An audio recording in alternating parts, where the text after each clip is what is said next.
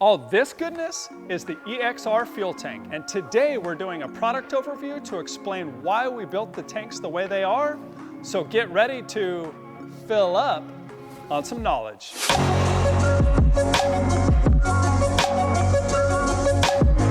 We'll start with the tank itself and then move out to each one of the components, explaining their features and why they exist. Time out! Hey, if you enjoy our content, give us a like and consider subscribing. All right, that's all I'm asking. Now back to it. This is the Can-Am X3 variant. Made of 50-52 aluminum, this one-piece design reduces weight, installs easier, and requires less hardware than a multi-tank system for this platform. And by designing this system to install from underneath the car, you don't need to pull the entire car apart for the install. Being mounted on the bottom of the car has its advantages too.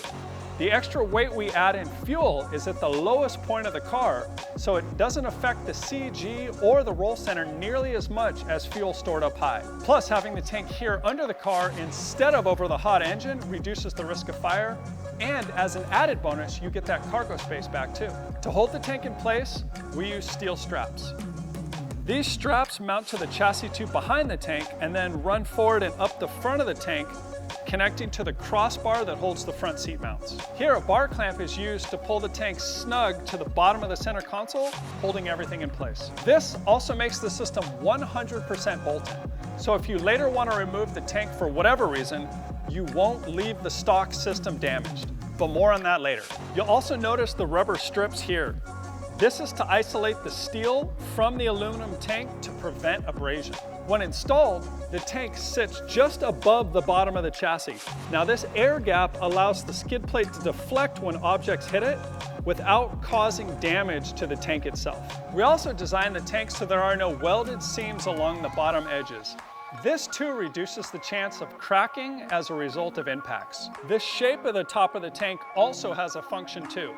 These reliefs on either side allow the driver and passenger to run their seat rails in the fully up or fully down position without coming into contact with the tank. The fill is on the same side as your stock tank to make fill-ups easier. The Polaris tank offers all these same features. It only differs in the fact that it mounts completely under the floorboard, taking up zero space in the passenger compartment. This is done by splitting it into a two-tank system and mounting each in the cavities beneath the front seats. Here you fill into the passenger side much like the Can-Am tank, and that fuel transfers to the driver's side via a balance hose. And just like the Can-Am system, this tank also uses a separate vent line to aid in air exchange. But unlike the Can-Am tank, this system uses two pumps.